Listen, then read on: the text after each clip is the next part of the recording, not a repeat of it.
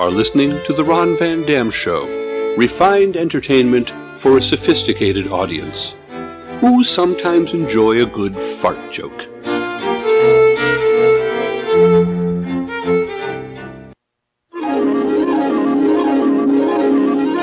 The following program is brought to you in living color.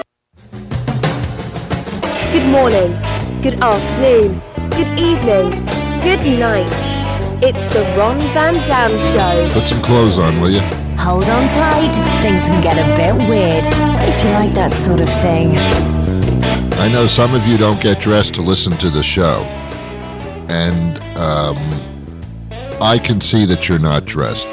These speakers that you have, they are two-way. I can see you. Yeah, you. I know you're pointing to yourself. I can see you. Put some clothes on.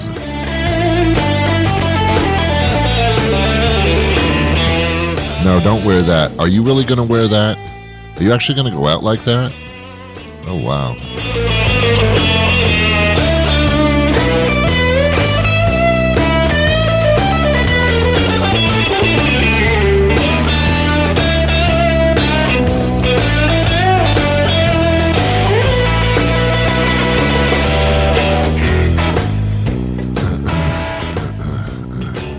I was blocked from Twitter yesterday because I did a tweet that had more than 140 characters, and I feel shamed. It was 142 characters. I mean, seriously.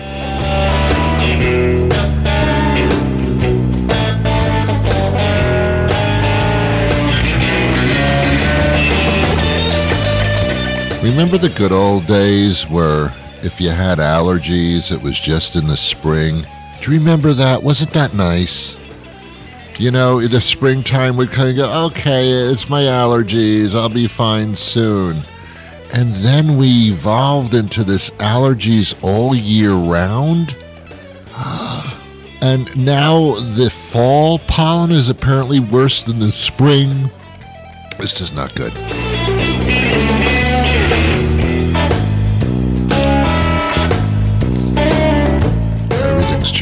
Everything's changing, except my underwear. But other than that, everything's changing.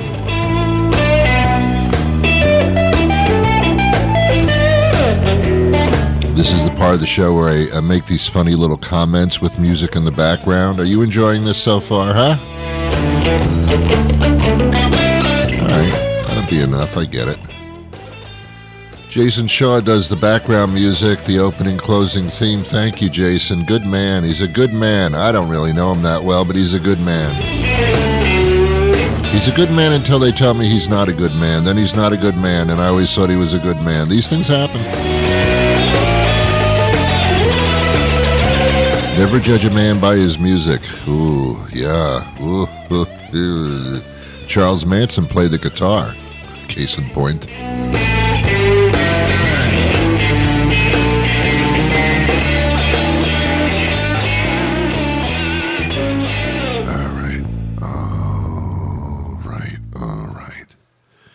Did you know that Alexa is always listening? Sorry, I don't know that. Oh, it's true. Oh, God. Yesterday I walked into a room where I have the Alexa thing. I have to talk quietly, otherwise she'll respond to me. I walked into a room where I have the Alexa device, and as soon as I walked in the room, she said, "You know, you're an idiot." She actually said that without any prompting whatsoever. I didn't even say anything stupid. She just assumed that I would. She's AI. I know what it stands for. Yeah, I know. Okay. I'm not stupid like they think I am. What is artificial intelligence anyway? It's intelligence that's artificial? What? Either you're smart or you're not. Oh, you're smart. But it's artificial, isn't it? I don't understand what you're talking about. You have artificial intelligence. You are incredibly smart and intelligent, but not really. Artificially. I don't understand what you're saying.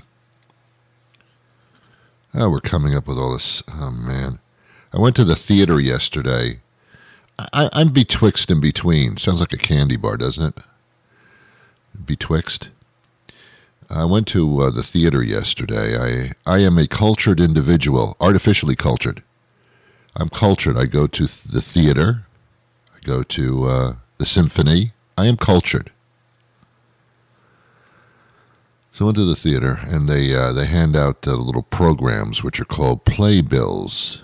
And I've already been billed for the play, so I don't understand why they give me that.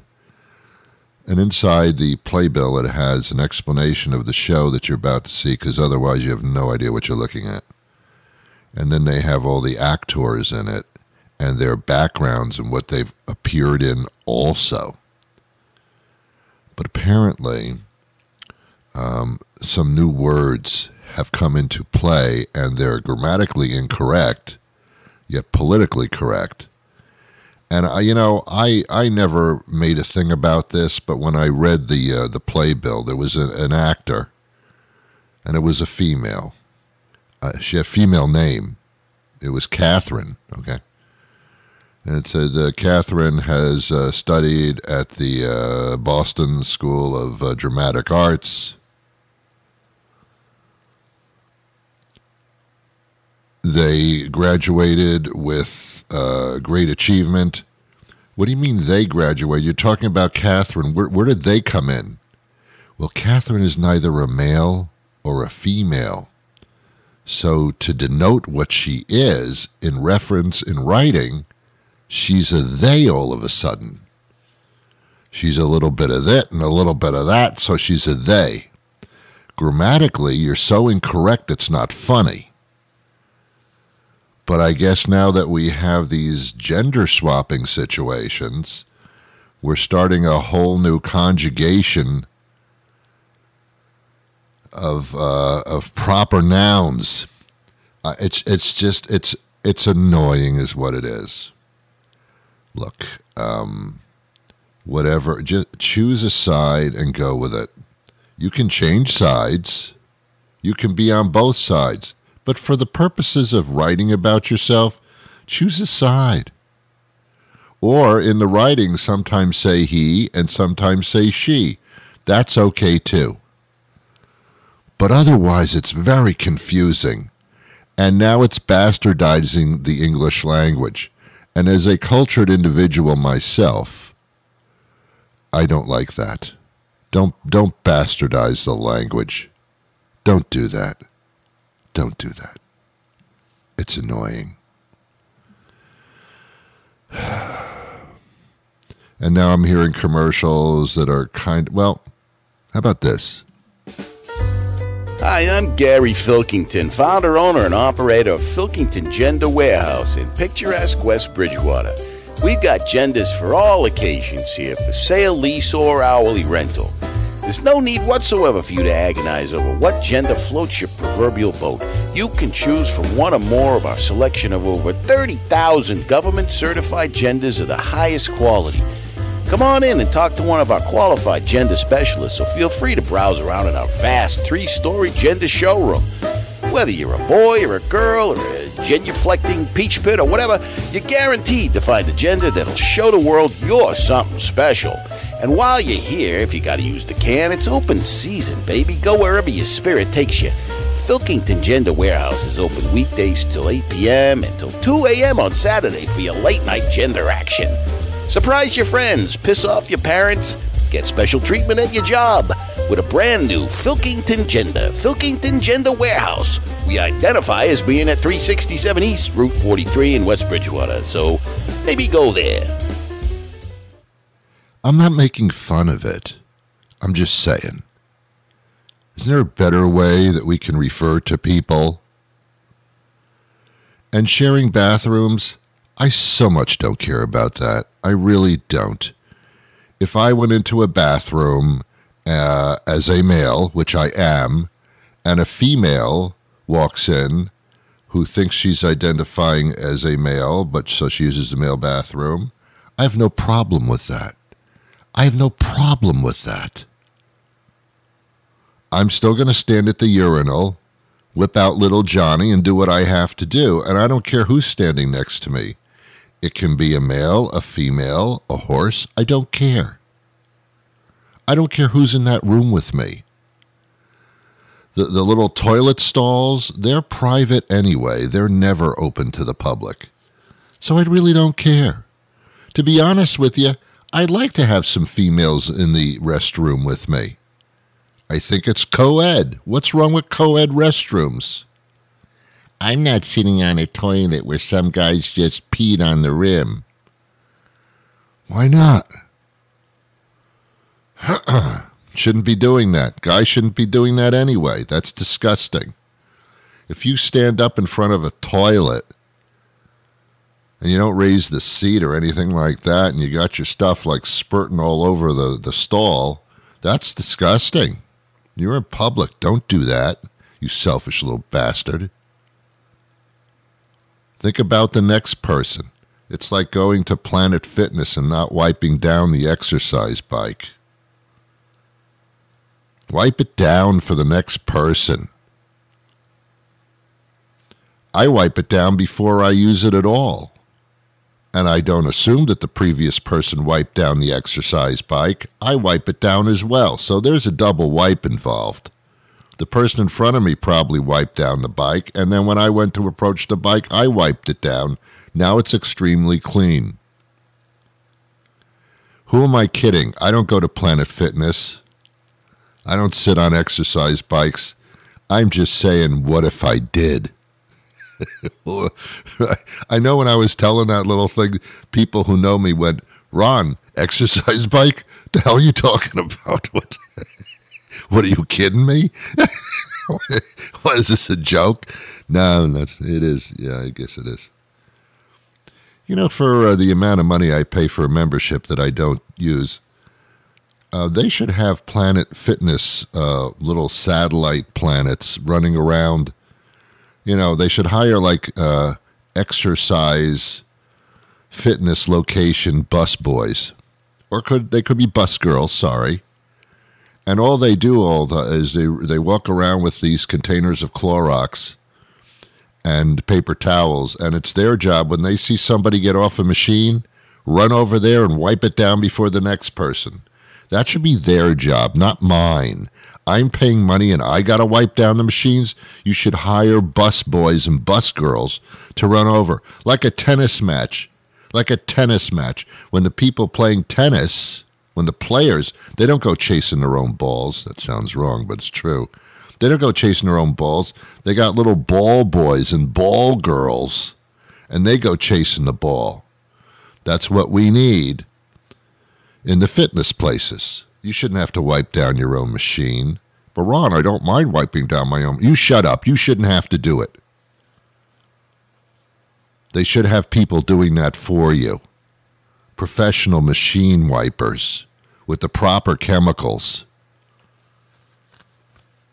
Wipe down my own machine at these prices. What, are you kidding me? Next you're going to be asking me to pump my own gas. Oh, you do? Okay, well, never mind then. My example has worn out its stay. Before I go any further in the program, I do have an interesting guest today. Oh, yeah, you're going to love this one. Seriously, I'm not kidding about this. Sounded sarcastic, didn't it? But it wasn't. You really will love this guest today.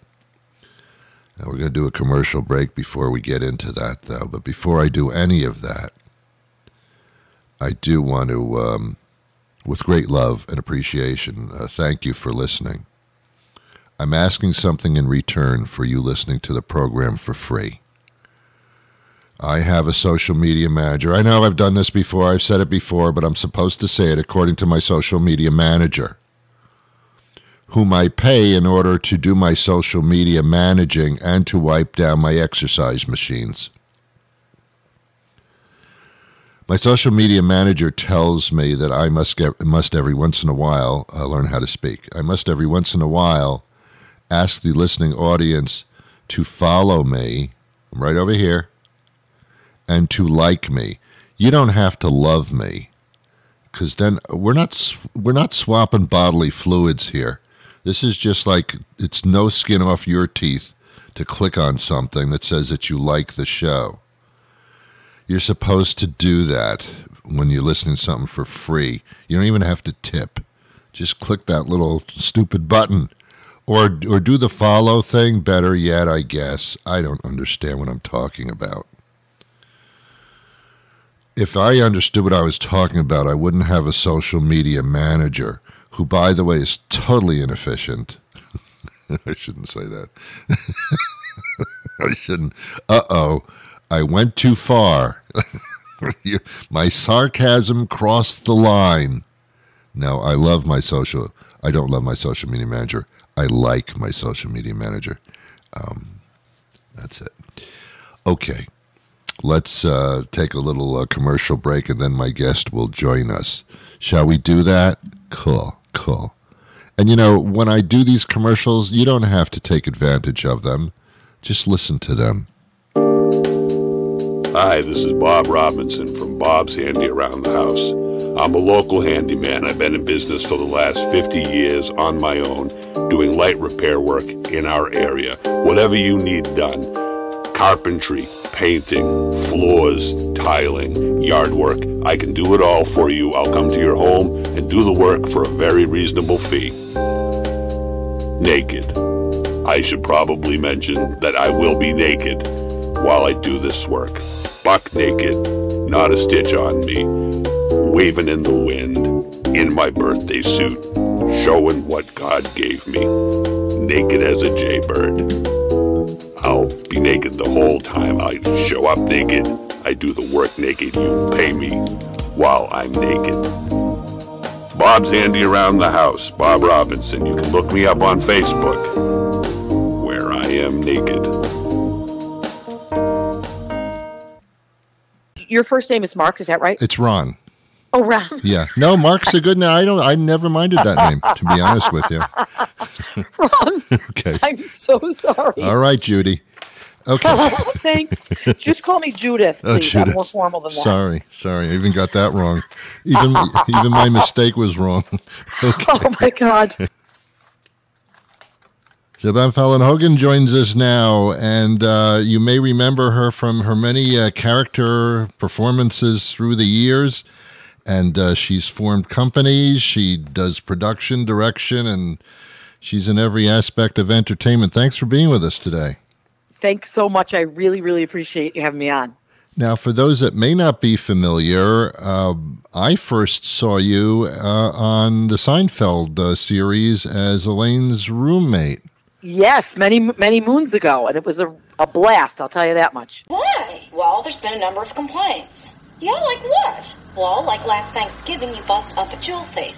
I didn't know who he was. That's why there's a buzzer. What else? It was amazing, and what actually it was an incredible character performance, because, I mean, that character was just delightful to watch, and it was a lot of fun. My God, did you have fun with that? I had an amazing time. You know what's so crazy is that the first season was when I was on the end of the season. They didn't know whether they were going to be picked up or not the following year. Really? Oh. Then cut to, I had like such a crazy journey with them, really, and they were so great. And, they worked so hard, and they were obviously so funny. That's why they did so well, and good people. But the following year, I was on SNL, and then Jerry came on with Larry David, and he was the host. So it was like, yeah, I guess you got picked up. I guess so. Wow. All right. But you've been doing a lot of stuff since. My God, you've gotten into the entrepreneurial area of film, apparently.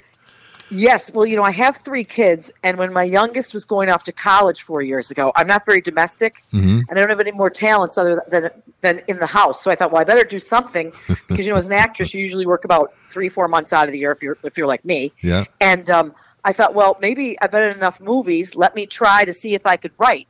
And that's when I wrote Rushed, which came out in 2021. And then it just, when Rush was in post-production, I was taking a break. And this idea came to me about the new movie Shelter in Solitude, which is being released October 6th all over the country. That's a little bit different than what we know you of doing in the true character comedy vein. A little bit of a departure.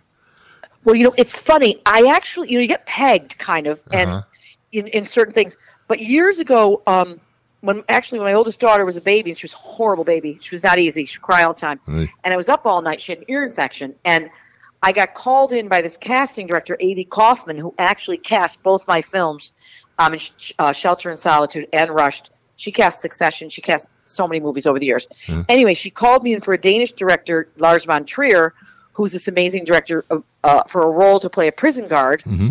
And it was a very serious role. So then I was able to break that kind of mold. And so both my films are, there's a lot of comedy in them, especially the second one, Shelter in Solitude. Yes. But then it's kind of funny people dealing with very serious situations. Yeah, it's different. Maybe darker comedy, you might call it.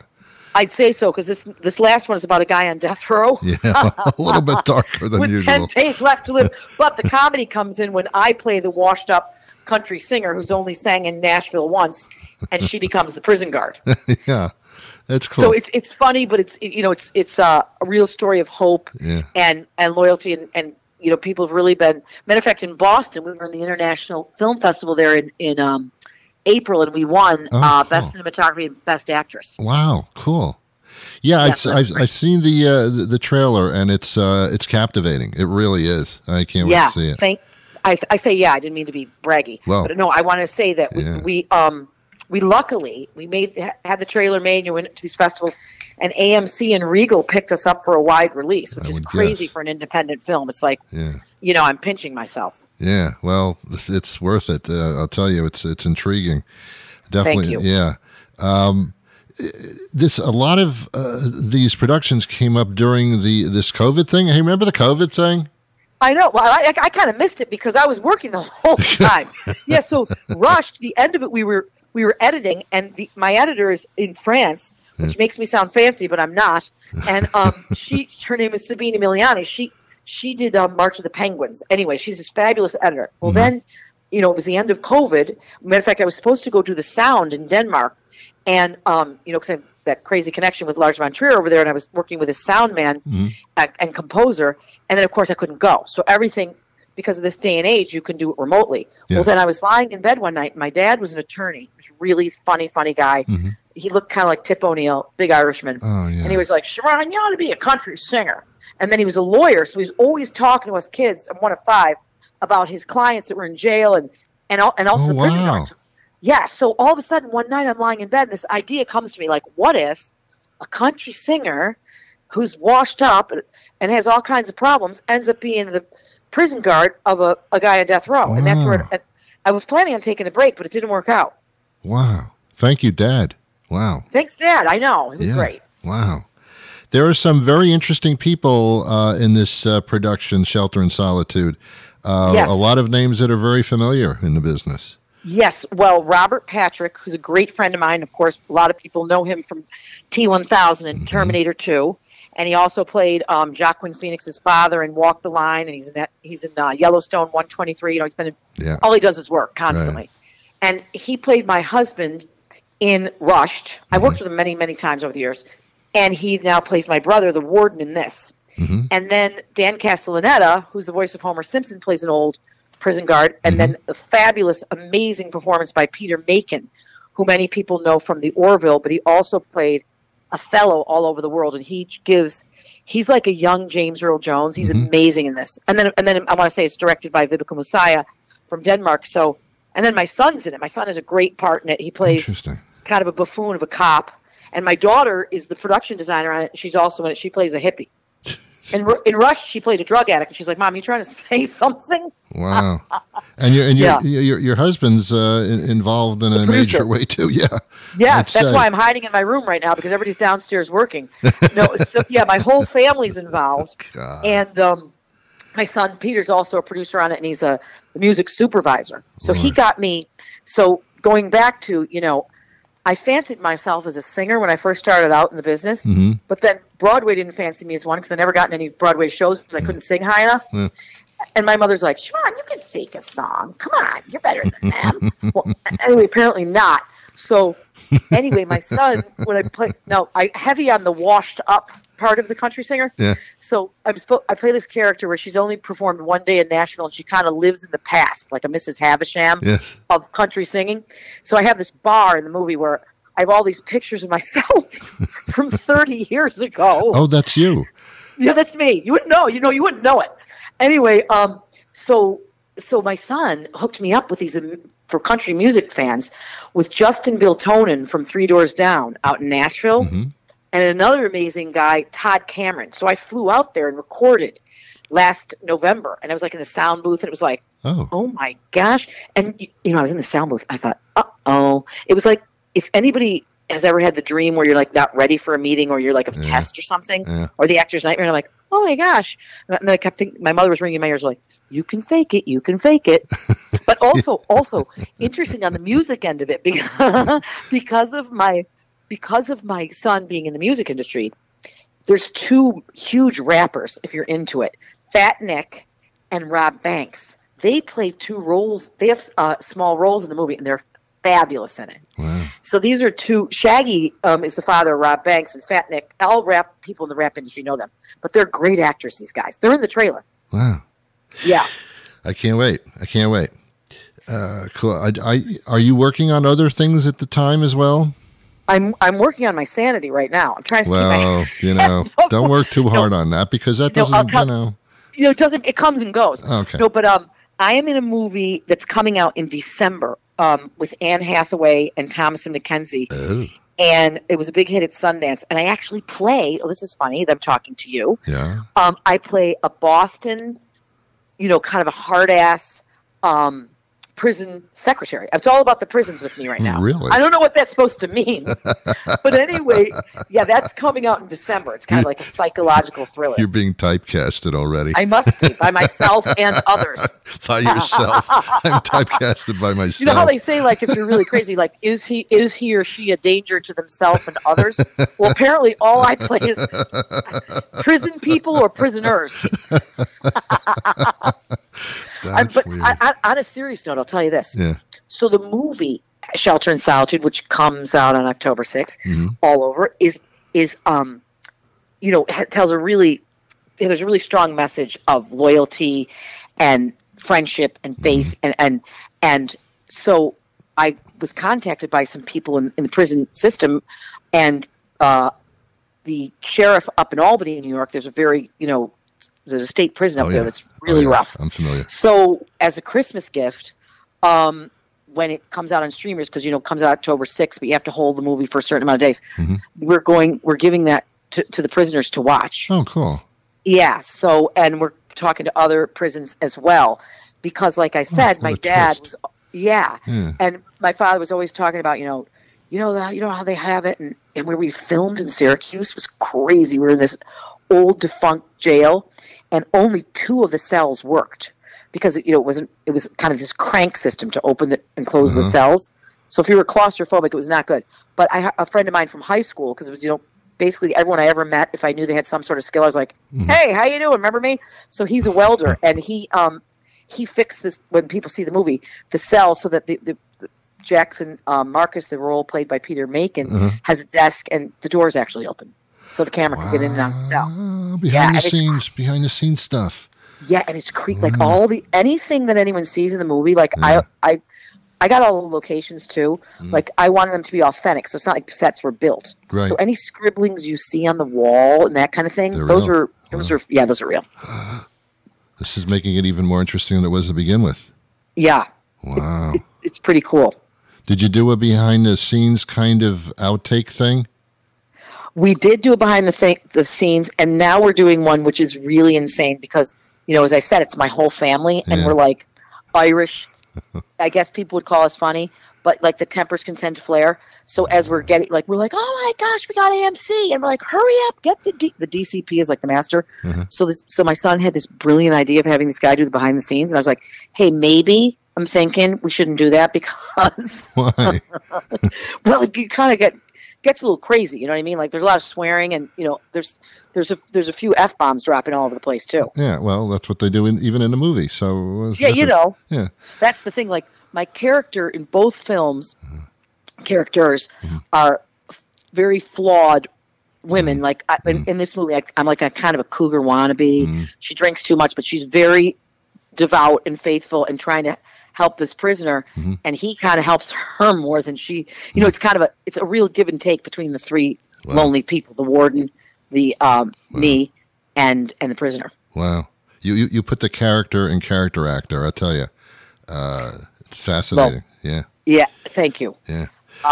I didn't have any other choice. I mean, I didn't have. Otherwise, I had the face for radio. Do you know what I'm saying? Not that you do. I've never met you in person, but I didn't have the people. When I was in my 20s, I always tell young actors. I talk to young actors a lot. You know, like I'll go and talk to schools or whatever, and I'm like, look.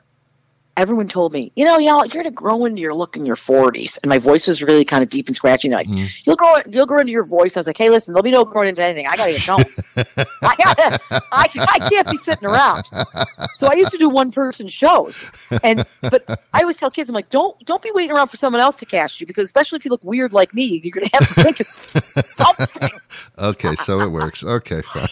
Yeah, whatever works. Fine. Yeah. All right. Well, this I can't wait. It's Shelter in Solitude, and is there a website that they can visit or something like that? So for social media savvy people, which is most of the world except for me, it's on Instagram at Shelter in Solitude, or they can follow on Facebook Shelter in Solitude, or they can follow me at Siobhan Falon Hogan on Instagram. And of course, my name is spelled so weird you can't make it up. Yeah.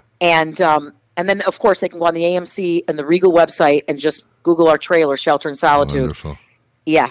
And tickets go on sale in advance this Friday. But we'll be all over Boston, and the Coolidge, the Regal, the AMC, and all over the place. Good. So just check it out. Google it all over the place, and you'll find out when it's happening around you.